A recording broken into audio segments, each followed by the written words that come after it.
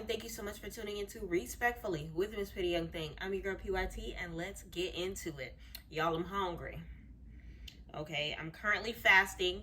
I'm doing an intermittent fasting between 7 a.m. and 7 p.m. It's after 7 p.m. It's time for me to eat dinner. Okay? So, I don't know if y'all ever do this, but I put together a bunch of leftovers. So, I have mozzarella sticks that is left over from the night before last night. I have wings left over from my lunch today, and I have pad thai left over from yesterday. So 3 days worth of leftovers smashed together in one plate so that I can clean up my refrigerator. I don't know if y'all do this, but I do it all the time. So I'm gonna smash on this because tomorrow I gotta cook, gotta make some space, gotta get rid of all of these leftovers, okay? So I have hot honey garlic chicken. I have mozzarella. They're not mozzarella sticks. They're more like mozzarella moons. And I also have shrimp pad thai. And what are we going to be talking about during this meal? We are going to be talking about Joseline's Cabaret, okay? Last night's episode was rather interesting. So it's time for us to go ahead and break it down. But before we do, please like, comment, subscribe, post notifications, and share with a friend. Y'all, we made it. We made it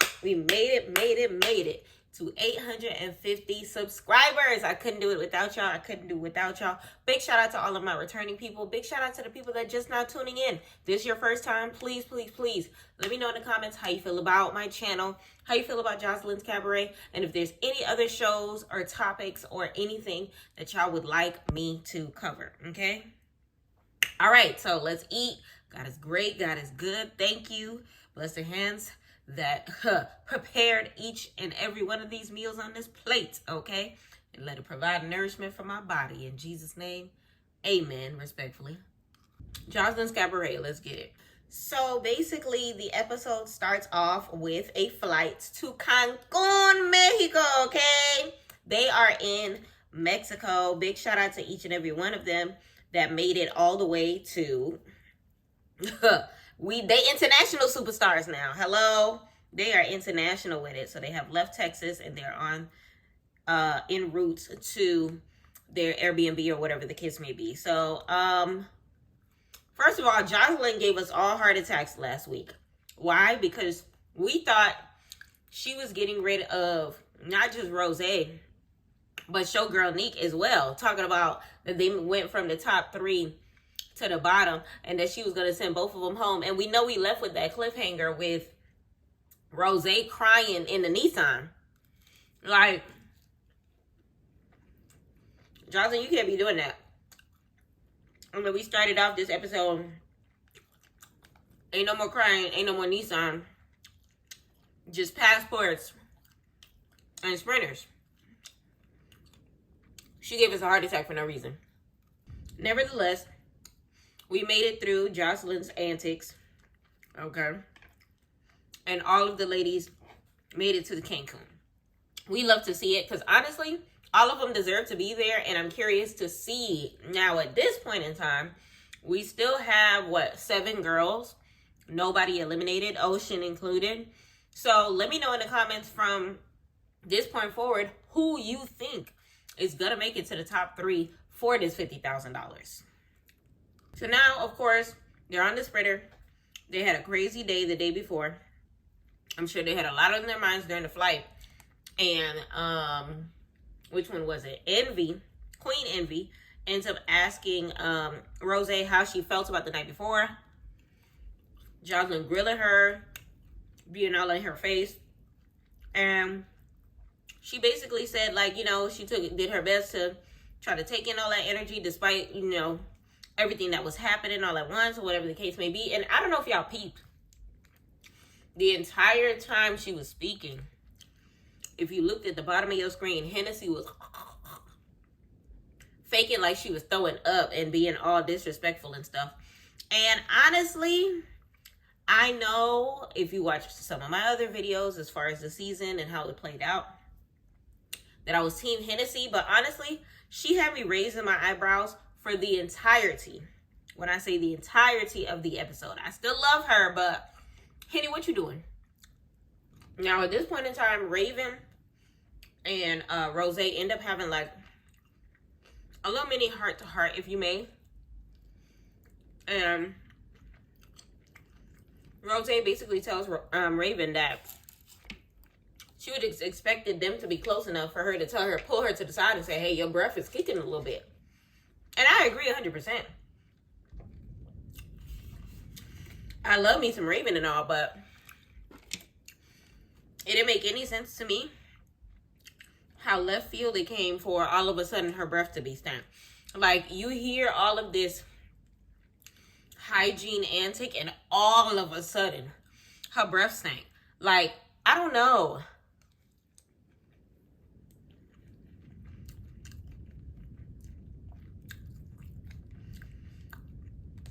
To me, it's one of those things where,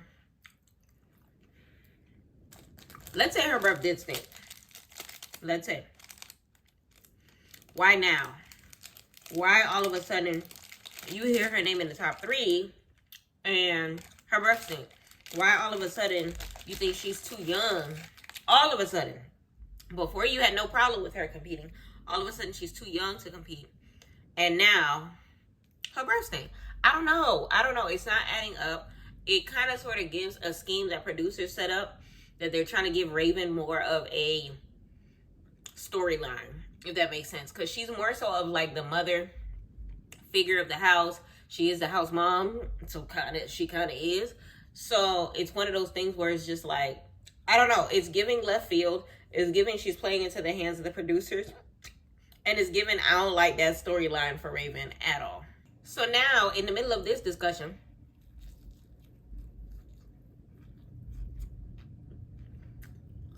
Henny goes beyond herself to enter her 2 cents into the discussion. Basically saying, just because your breath do stink, you got dragon breath. First of all, Rosé is just as childish as me, because she said, ah, and started breathing all over the bus. Now, this is how I know her breath can't be that funky. Not everybody got up. Not one person got up. Okay. Neek sitting right next to her didn't even get up. She would have had direct contact to the smell of it. Who was sitting in front of her? Queen Envy. Direct contact. She didn't have nothing to say about it. So it's one of those things where, like, Raven, how close were you? Because think about it. Only people that's making that chant is Raven and Hennessy about her breath being stank. So it's one of those things where it's just like, I don't know how believable that is. You get what I'm saying? I don't know. So now, from there, they do like a mini back and forth or whatever the case may be, but that doesn't last long because, what's her name? Erica. Honestly, I really like Erica. Because she took the time to diffuse the situation. Let them know, hey, season 5, ho. We got other people. Not other people. Other bigger fish to fry. We got other things to worry about. We're in Cancun. Like, come on. So then she turns and asks Neek, like, how did she, because they ended up asking, you know, Rosé how she felt about the night before. They asked Neek how she feels about the night before. And she basically said she feels like Joseline's giving her tough love. And honestly, I don't disagree. I feel like Joseline sees the value that is in Neek. She sees that she loves herself. She sees that she, you know, and I feel like she gives her that tough love because she doesn't want her to think that she's the shit, and she wants her to be able to humble herself, because I feel like if Neek gave more of a, like, humbling personality, Joseline would love her. And I feel like she's not necessarily being, I don't feel like she's being as everybody is acting as if she is. I feel like she has a big personality, and it's rubbing them the wrong way. I ain't gonna hold you. Let me know in the comments whether or not you disagree or whether or not you agree, or your opinion on Showgirl Neek's, you know, relationship with everybody in the house, whether or not you think that she doing the most, or whether or not you think that they're literally singling her out. So now from there, basically they just, you know, have a regular conversation in the bus, and then they start talking about the 50K, and they ask Rosé, oh, Rosé, you think do you think you're still in the running for the 50K?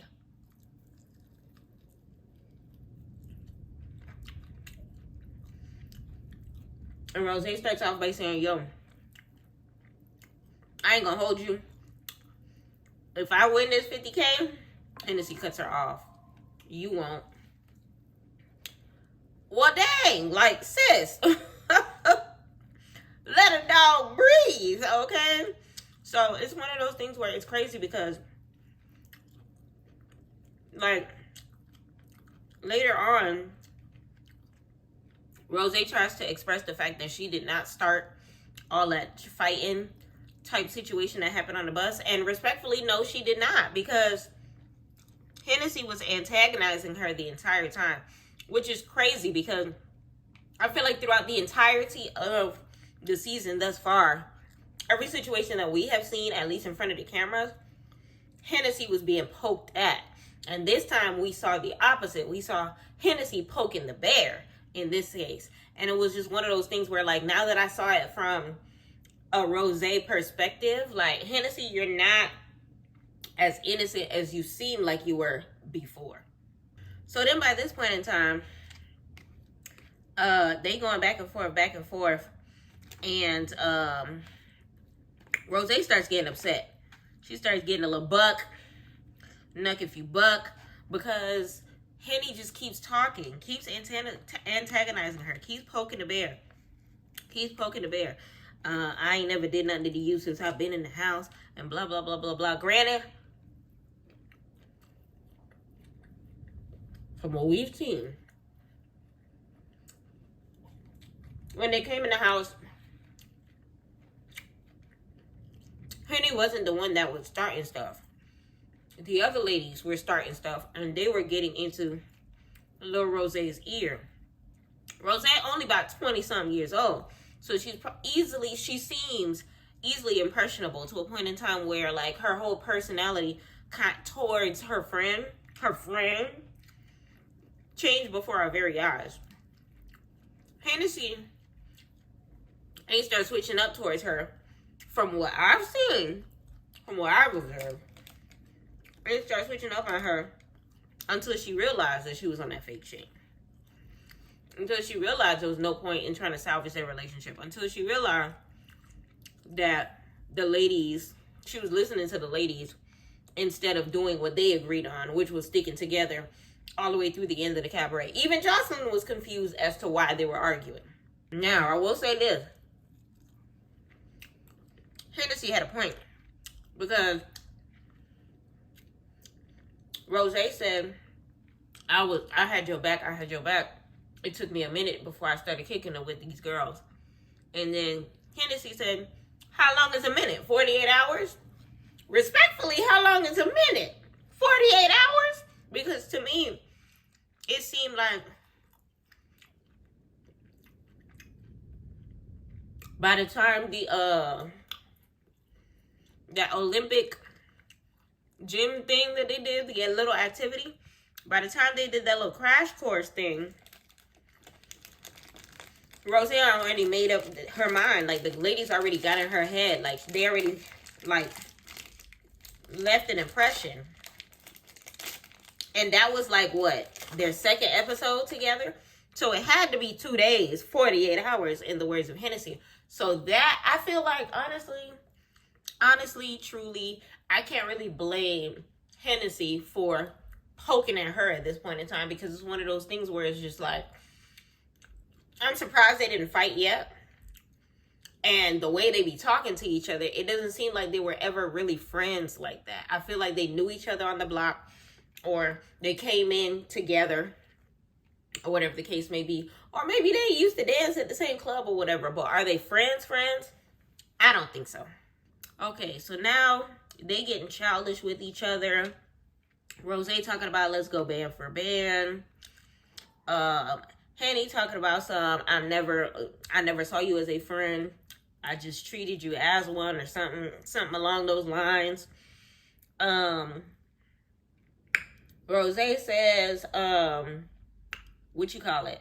That I could show you my apartment, my cars, everything paid for, and all of a sudden, Hennessy says, yeah, because the baby that's staying at that house with your nigga, that's not even the baby's daddy.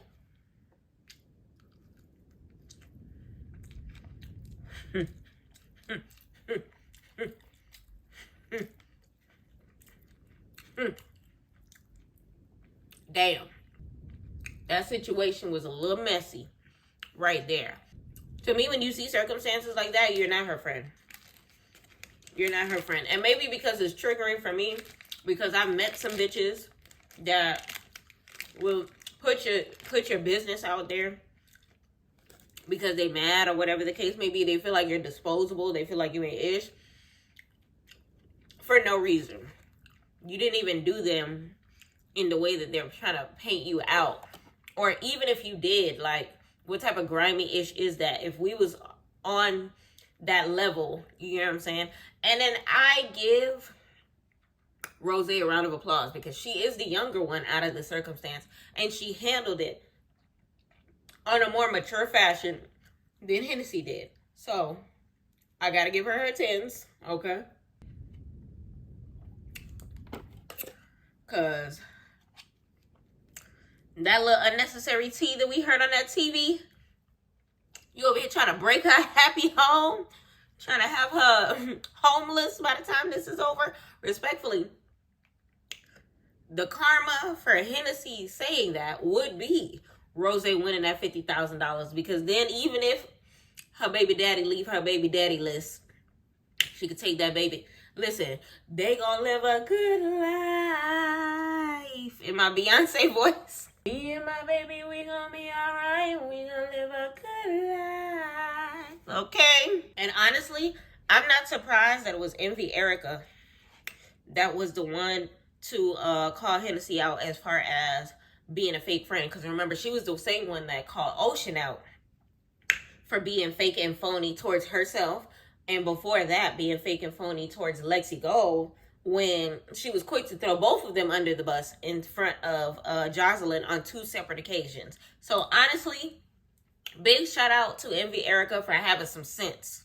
So now by this point in time, Rosé wants to be left alone. Leave me alone. Hennessy says, all right, I'll leave you alone if you leave me alone. I bet. And now, Hennessy throwing subliminals on the other side of the room as if she forgot that she's the one that suggested, if you leave me alone, I'll leave you alone. Okay, cool. By this point in time, Rosé is fed up. She wants her 10. She starts screaming, I want my 10s, I want my 10s. We need to fight, we need to fight. By this point in time, Raven headed for the hills. She grabbed her a bag of chips and said, all right, well, let me get the hell up out the way, because I'm too small to get trampled. And I don't blame her, because the way they be popping off on buses, ISIS was ready to shut the whole thing down. The last bus squabble, okay? And then remember, the season started with bus squabbles from the very beginning. So it's one of those things where it was just like, ugh. And it's crazy because it was this scene that Hennessy tried to turn around and say it was her that was antagonizing her. And it was one of those things where, like, she kind of forced it out of her. Like, she was poking a bear. She was poking a bear. She was poking a bear. Of course she wants to fight you now because, girl, you started it, Henny. You started it. You started it. You started it. It's crazy because every other circumstance, she did not start it. And this episode is the first time that I'm looking and I'm just like, you're not as innocent as I thought you were. Now, of course, the bus finally parks in front of their Airbnb. What is it giving? They looked like they was about to fight on the bus. The girls was just like, y'all not fighting on this bus. I'm tired of these bus fights. Let's get the hell up off first. Raven asked, want some chips? Want some water? Like Raven. Raven said one thing about it and 2 things for certain. I'm going to keep being a house mom. I'm going to keep being responsible. Okay. And one thing that I realized too, in the Hennessy versus Rosé circumstance, the OGs were Team Hennessy. And the newbies were Team Rosé. Danny, Drea, and Raven were Team Hennessy. Envy, Erica, Queen Envy, Showgirl Neat, and Oceans were all Team Rosé. And I'm not shocked at the way that was. The ones that were calling her stank were Team Rosé. The ones that actually took the time to get to know her were Team Hennessy. And that's just the way the cookie crumbled. But essentially, it kind of the episode kind of dragged after that because they didn't fight on the bus. And then by the time they ended up going to the backyard to squabble, it was more talking than anything. It was more dialogue than bucking. Now, I will say this. These ladies took the time to not fight on the bus, to not fight immediately when they got off the bus, because they wanted to change their clothes. Change clothes, then go to the grass outside. And all of that time, Rosé did not think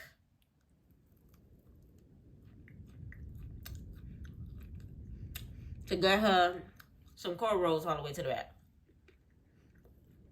Or do-rag.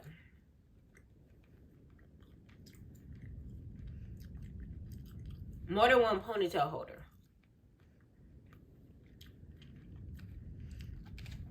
Anything that would have kept her from getting her hair pulled out. So, if you think about that timeline, it probably was a good, let's say 45 minutes between them parking and them finally getting to fight on the grass. You have plenty of time to figure it out. You have plenty of time to figure it out. You have plenty of time to figure it out. So for Henny to have ended up pulling out some of her hair, I honestly was not, I didn't really care. Like, I felt bad because, dang, that's your real hair, sis. But then I didn't feel bad because, like, girl, I can't care more than you do. I'm sorry. Like, you should have did something with your hair. But I will say this. Henny fight dirty as hell. She fight dirty as hell. Like, she used them same moves that ended up blacking Ocean eyes. She used that same move that ended up getting her put in Neat in a headlock. She used that same move. Them same moves. And them moves got some hair puller. She is a hair puller. I will say that. Anybody she fight, their wig will be off. She's a hair puller, okay? I bet not ever see her fight the likes of Raven or somebody bald-headed because she pulled hair. That girl was biting her. But I will say this.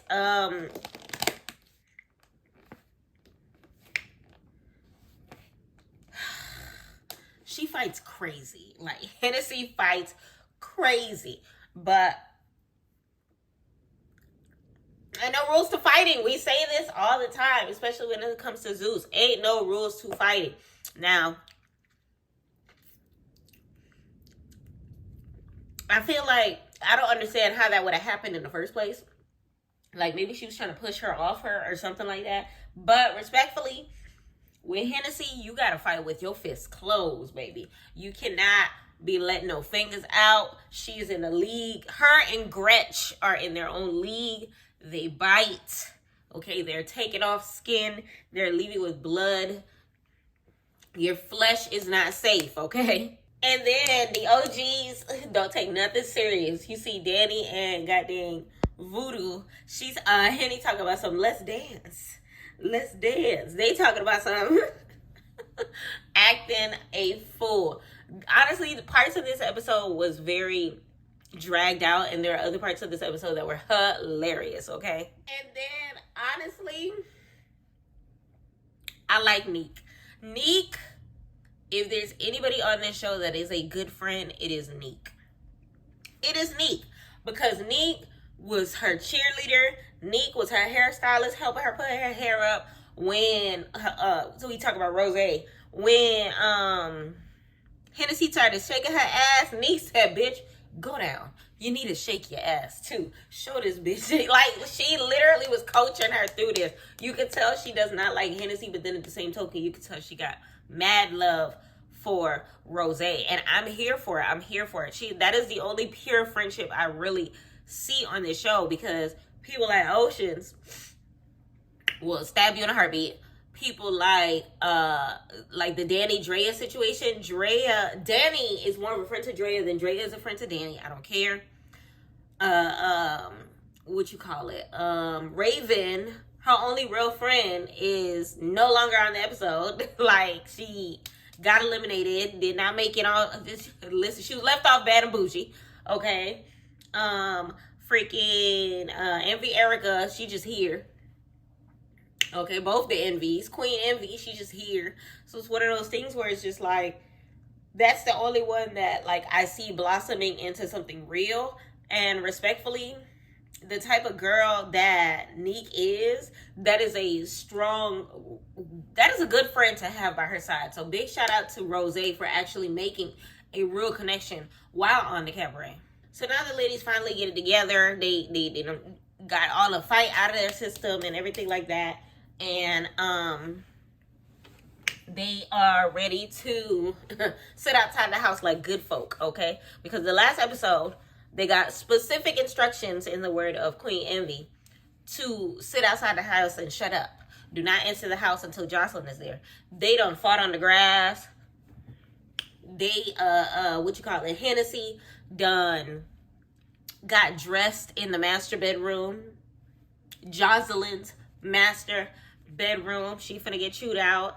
And it's one of those things where, like, they did not listen. And the master bedroom scene was a little funny because Hennessy was just, like, taking full advantage of the scene or whatever the case may be. Even the cameraman didn't want to go in. The cameraman zooming in from the corridor or whatever the case may be, from the hallway, from the door frame, instead of going all the way inside. You see Drea and them looking inside, not trying to touch shit.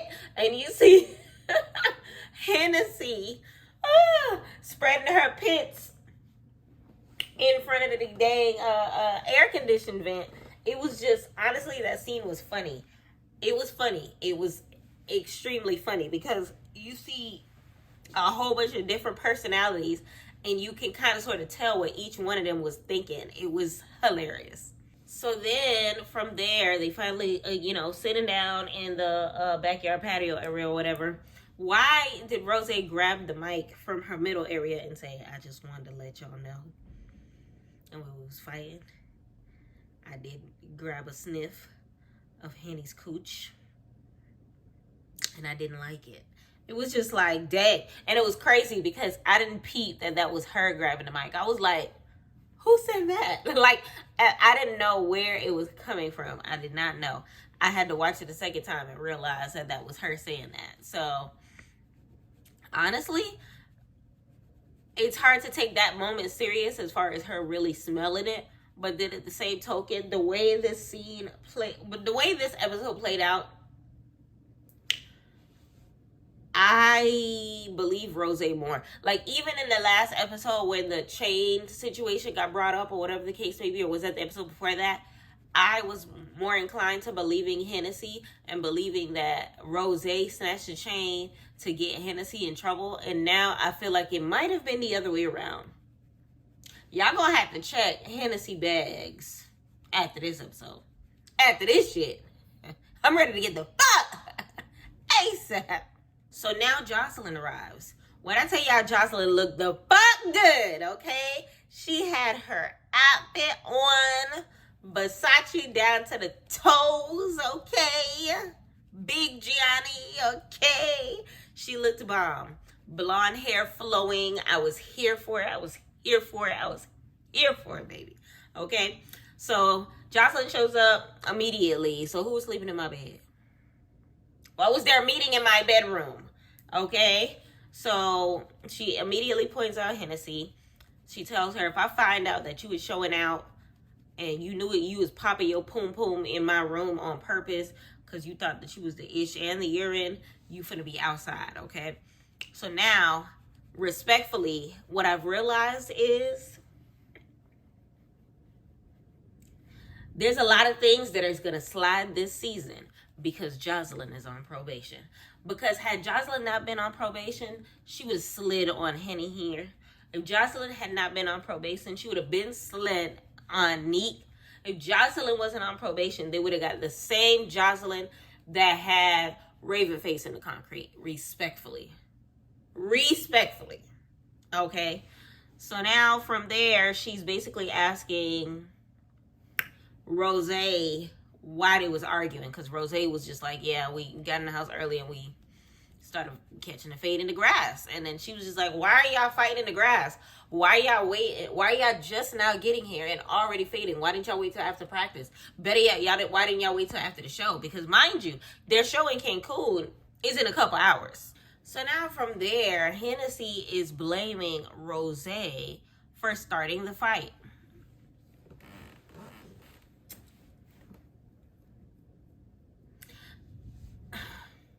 If we keep it a buck, Hennessy started the argument. Rosé initiated the words, I'm trying to fight. Not those exact words, but y'all remember. She's the first one that started fist pumping and said, so rock it. Okay? She's the one that basically said it. She did. But Hennessy poked the sleeping bear. And it's one of those things where, like, if you take it for verbatim, yes, Rosé did, say, let's just fight first. But if you take it for the circumstance for what it was, Hennessy was poking at Rosé until Rosé said, so rock it, in my Black China voice. So it's one of those things where it was just like, it was inevitable by that time. Because you coming at me, you coming at me, you coming at me, you coming at me. Like, I'm having conversations with everybody on the bus and you inserting yourself into the conversation just to purposefully get at me. Of course I'm going to want to fight you. Respectfully. Now, my problem with Rosé is she did not know how to explain that to Joseline. Instead of her saying, look, I was minding my business on the bus, this girl kept poking at me, so of course I wanted to fight her, Joseline. Of course. She's lying. She over here in her highest pitched tones of her voice with all her throat in true Rolly fashion. She's lying! I hate liars! And it was just like, now, because of how you're acting, I don't know how hair got in my mouth, but because of how you're acting now you look like the crazy person. Because Hennessy is speaking with a calm, demure tone, and you acting an ass. So it's one of those things where, like, in moments like those, her age was really showing, and I would have wanted her to bring it back some so that would have made her have more of a leg to stand on in front of Joseline while explaining what the hell was going on before. So now by this point in time, it's the new girls, it's the newbies versus the OGs. It's Team Henny versus, I'm going to say it's Team Henny versus Team Rosé. Okay? So Team Henny with the OGs were just like, oh yeah, Rosé started it. Rosé got buck first, which technically she did. And then when it came to Team Rosé, they were quiet. They were more so on the realm of, like, letting Rosé fight her own battles. And I feel like it was one of those things where, like, they know, a lot of them as far as the newbies know, that they don't really have much of a leg to stand on when it comes to this circumstance, when it comes to Joseline, when it comes to the cabaret. And they're trying not to rub her the wrong way. And they're trying not to insert themselves in a circumstance that ain't got nothing to do with them. But then at the same token, I feel like all of them were well aware that it was Rosé that said, let's just fight on the bus first. So they kind of sort of wanted to answer in a verbatim way, but didn't want to make Rosé look bad. Does that make sense? So it's like, it's not like they weren't having her back. It's that they were having her back by not saying nothing because they didn't want to lie to the Puerto Rican princess. And then from there commences Team Newbie versus the OGs, okay? Because all of a sudden, I think it was Raven that says to Rosé, you must be under the influence. Must have been drinking too much, because respectfully, we were all there. We heard what you said in my Raven voice. And then Joseline was just like, drinking? Who been drinking? Who already drunk today? And then I want to say it was Voodoo Doll, Drea, that said, Neek drunk already or something like that. And then they all start gigging up on Neek as far as the OG say, oh, she drink day and night. She drink before show. She drink after show. She drink before first thing in the morning. She drink. And honestly, I didn't know where that energy came from, because it's just like all of a sudden, out of the clear blue sky, Neek is a drunk.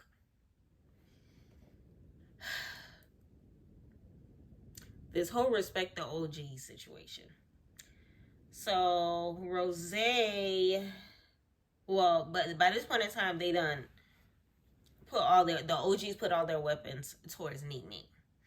And Neek is fending for her life, fighting for my life, because they keep trying to call her drunk, saying that she drinking all types of day, whatever the case may be. And she's basically like, look, I drink on my recreational time when I'm not clocked in. When I clock the hell in, the performance will be performed, baby. And where's the lie? Now, the OGs keep saying this thing about her not respecting them or whatever the case may be. And I can't necessarily say whether or not she has or has not, because I feel like at the times that she snaps on them, it's when they're doing too much. The one occasion that I felt like Neek was doing too much was with the whole Raven and the shoe situation. But then when I seen how them shoes was acting up, them silver shoes, was acting up on that stage, then in my head, I was just like, that's why Neek didn't want to get a part of this group chat, because you over here choosing these funky ass shoes, got them slipping and sliding like Trick Daddy on stage, okay? And it was just like a hot mess.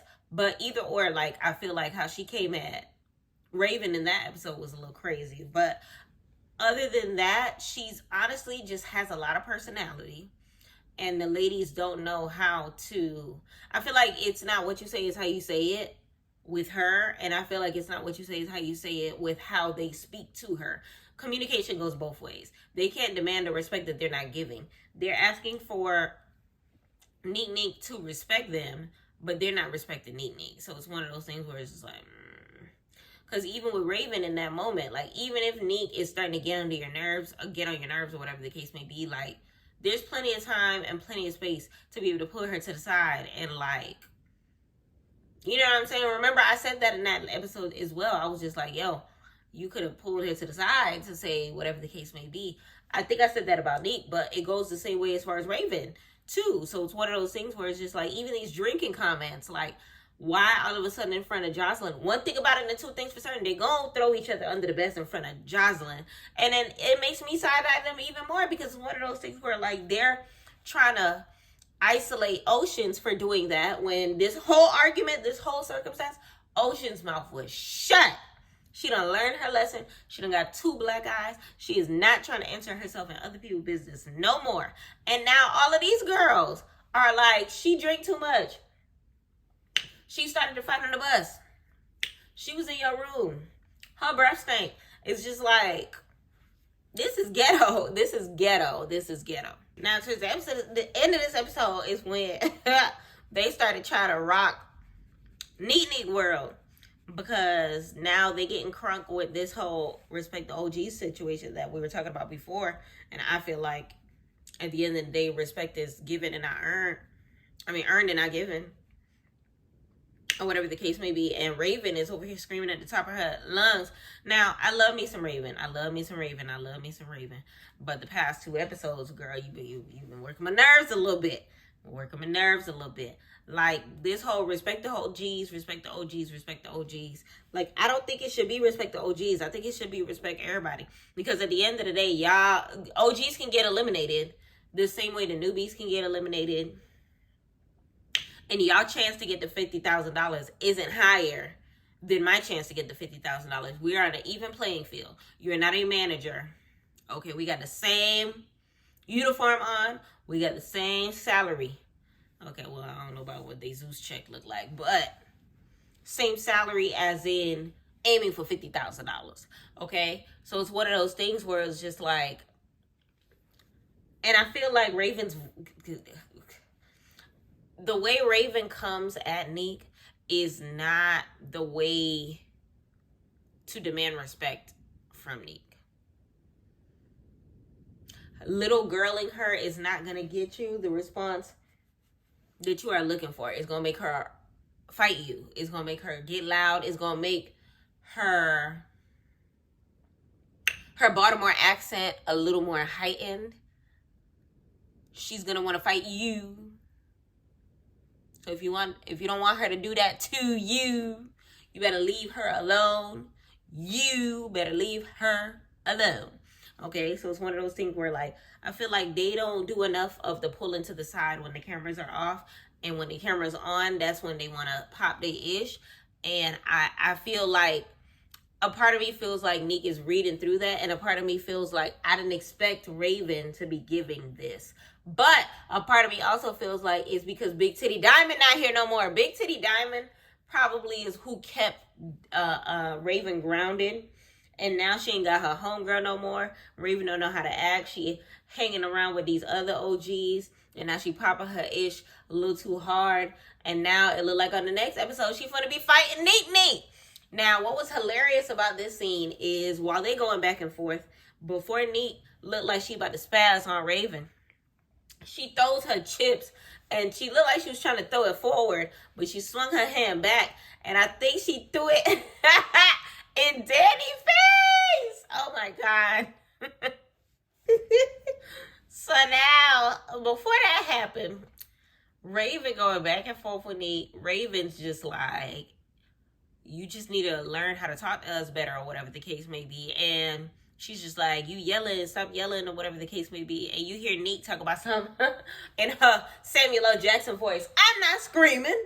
That's just how I talk. Okay?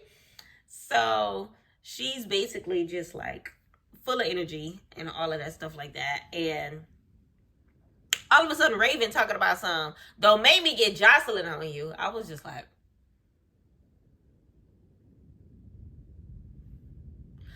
I didn't know if that was supposed to make her quiver, like shaking her boots, or what that was supposed to do. What Raven thought that was going to do to my good sis Neek. But no, because all I could think about was face plus concrete equals Raven. And it was just one of those things where it's just like, And it's not like, and then Joseline could look at that the wrong way too, because it's like, it's as if you're saying that she's the one that's going to handle your lightweight. And it's just like, Joseline not about to do that. Buki. Now, I don't think they realized that the conversation between Neek and Drea was more productive in a sense than the conversation between Neek and Raven. Why? Because Andrea was talking to her like a human being. Raven was yelling at her. Shut up! You're talking too loud! Respect OGs! While Drea was basically just being like, please sit down. I'm asking you nicely. Please sit down. And what she did, she sat the fuck down. Hey! So it's one of those things where it's just like, we are not realizing yet that the same, when she feels like she is respected, then she will give the respect that she is, you know what I'm saying? So it's like, I don't understand how they don't see it. I don't get it. I understand Neek way more now after this episode. I understand Rosé more after this episode. Child, once they shaking the chips. We not even shaking the table. We shaking chips. Once Neek threw that bag of chips in the wrong direction, all of a sudden, I couldn't even watch the previews like good enough to see who was flying and who. I know Raven is gonna end up fighting Neek. It looked like not Drea, but Skinny Minnie. It looked like Skinny Minnie is gonna get her hands up in there. Is going, listen, OGs versus Neek is what it's seeming like. And, you know, in a circumstance like this, the other newbies are going to jump in because they're not going to leave Neek to fight by herself, okay? The previews are showing, it looks like Joseline is going to be doing Playboy Mexico, and she's bringing some girls with her. It's looking like Raven and the OGs, per usual, are going and snitching on the new girls and telling them, you know, that they wilding or whatever the case may be. And Joseline has a heart-to-heart with them. It's going to be a lot of dialogue this next coming episode. This episode, honestly, if I were to give it anything on a scale of 1 to 10, I'll give it a 6.5. It could have been higher, but I feel like they could have stuffed in, like, the scene with Raven and Drea snitching on Neek in this episode, and they could have stuck Joseline finding out that she was going to be on Playboy in this episode and took out that stretched scene between Hennessy and Rosé. Like, they could have took all of that out and went straight to them fighting. Like, okay, they changed their clothes and then bra bra kra kra, hair pull. All right, we in Mexico. Why y'all fighting outside? Oh, she started it. She's a liar. It could have, honestly, they made what could have been done in 3 minutes a good 27 minutes. I should check to see how long it took for that scene to finish. For real. Because it was what, like a 45-minute episode? And it was the Hennessy and Rosé show for almost 58% of the episode. And it was just like unnecessary, a lot of it. But it was a very insightful episode. I took notes. Very much notes. And those notes let me know that I refuse to be 100% team Hennessy anymore. Those notes told me that I actually am growing more fond of Showgirl Neek. I'm growing more fond of Team Rosé. Not Team Rosé, of Rosé. And these OGs are working my nerves a little bit. I love Raven to death. Beautiful young lady. But how she's acting for these $50,000, money is changing her just a little bit. I don't know what she's going through in her real life. I don't know. But she desperate for that $50,000 so much that she's acting outside of what I like about her. Minding her own business, staying in her lane. And honestly, like I said before, a part of me feels like without Big Titty Diamond, Raven is a different person. This is her first season without Big Titty. The rest of the season is going to be her without Big Titty Diamond for the first time on Joseline's Cabaret since she's been on Joseline's Cabaret. So that is an interesting turn of events as well. So honestly, let me know in the comments how you felt about this episode. Well, MVP of the episode, I can say, is Rosé. She stood her 10s. I grew to like her a lot. She never left the cabaret. Like, the last episode had her going out sad, but she came up swinging. Okay, she don't know how to fight that good, but she did what she needed to do. She needs to work on how to express herself when she's upset. She cries a lot. Cry, baby, cry. Get it together. Tell Joseline, use your big girl words and tell Joseline how they are lying. Tell her what really happened, sis. Other than that, like, I felt for her. Like, I can feel your heart crying out for. Like, I really felt for her in this episode. Let me know in the comments who you think the MVP is. Y'all, I'm getting sleepy. That food laid me out, baby. So it's time for me to lay down. I'm finna go brush my teeth, wash my face, put the rest of this food back in the refrigerator. We love to see it. And I appreciate y'all for sticking with me. This episode was honestly, it was a decent episode. Aside from the parts that they stretched the hell out, it was a decent episode. It was some scenes that had me like on my toes. A lot of drama. A whole lot of. So let me know in the comments how you felt about it. Let me know what parts you liked, what parts you disliked. Let me know if you're Team Rosé or Team Hennessy. Let me know if you're Team OGs or Team Newbies. Let me know. And of course, don't forget to like, comment, subscribe, y'all. We are on the way officially to 900 subscribers. Leave me a comment down below. Let me know how you grade the episode on a scale of 1 to 10. Your most valuable dancer, okay, from the Cabaret. Let me know how you felt about Joseline's look with the blonde. I was loving the platinum blonde with that Versace outfit. Let me know how you feel like next episode is gonna go. Let me know how you feel about you know, them going to Cancun and how you think that show is gonna go. Let me know how you felt about how Hennessy fights. Are there really no rules to fighting? Okay, with the biting and the hair pulling and the kicking and all that, the body slams, all that.